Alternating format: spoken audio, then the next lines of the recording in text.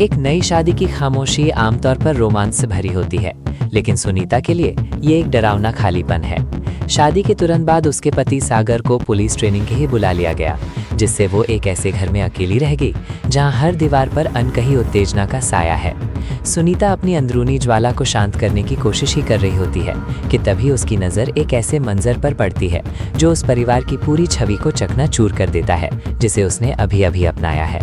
दरवाजे की ओट से वो देखती है कि उसके बुजुर्ग सास ससुर एक दूसरे की बाहों में इस कदर खोए हुए हैं जैसे वे कोई नौजवान प्रेमी हो, ना कि ढलती उम्र के दंपत्ति। ये विरोधाभास सुनीता के लिए पीड़ादायक है। एक तरफ ये बुजुर्ग इस उम्र में भी रोमांस कर रहे हैं और दूसरी तरफ वो अकेलेपन में घुट रही हैं।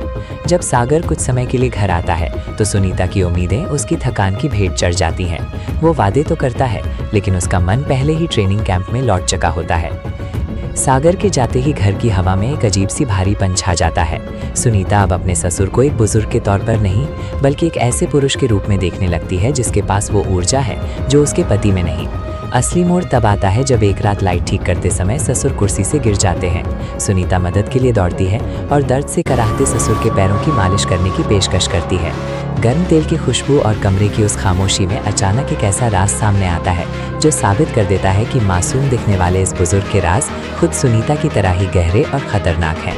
कमरे में तेल की गर्माहट और ससुर के घुटने पर सुनीता के हाथों का स्पर्श माहौल में एक ऐसी चिंगारी पैदा कर देता है जिसे अब बुझाना नामुमकिन है। मालिश के दौरान जब सुनीता के सामने ससुर की असलियत उजागर होती है तो डरने के बजाय उसकी आंखों में एक अजीब सी चमक आ जाती है। वो समझ जाती है कि इस घर की दीवारों के पीछे सिर्फ वो अकेली नहीं है जो अपनी इच्छाओं को दबाए बैठी है। ससुर की नज़रों में भी अब अपराध बोध की जगह एक लालसा दिखाई देने लगती है। वे दोनों जानते हैं कि वे एक ऐसी सीमा लांघ रहे हैं जहां से वापसी का कोई रास्ता नहीं है। जब देवर पिंटू दवाइयां लेकर लौटता है तो सुनीता उसे बड़ी चतुराई से बाजार भेज देती है। अब घर में वो और उसके ससुर बिल्कुल अकेले हैं। दर्द की मालिश धीरे धीरे खतरनाक खेल में बदल जाती है। ससुर जो अब तक नैतिकता का ढोंग कर रहे थे, सुनीता की जन्नत वाली बातों में पूरी तरह फिसल जाते हैं। लेकिन ये आग सिर्फ घर के बड़ों तक सीमित नहीं रहती। सुनीता की प्यास उसे और भी बेखौफ बना देती है। पिंटू जो अब तक अपनी भाभी को सम्मान की नज़रों से देखता था, अचानक सुनीता के बदले हुए मिजाज को भांप लेता है।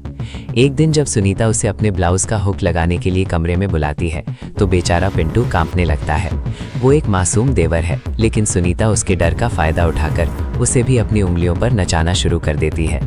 घर के बड़े से लेकर छोटे तक सुनीता ने सबको एक ऐसे जाल में फंसा लिया है जहां रिश्ता कोई भी हो, मंजिल सिर्फ एक है। पर उसे ये अंदाजा नहीं है कि जब ये राज बाहर निकलेंगे तो तबाही भी उतनी ही बड़ी होगी।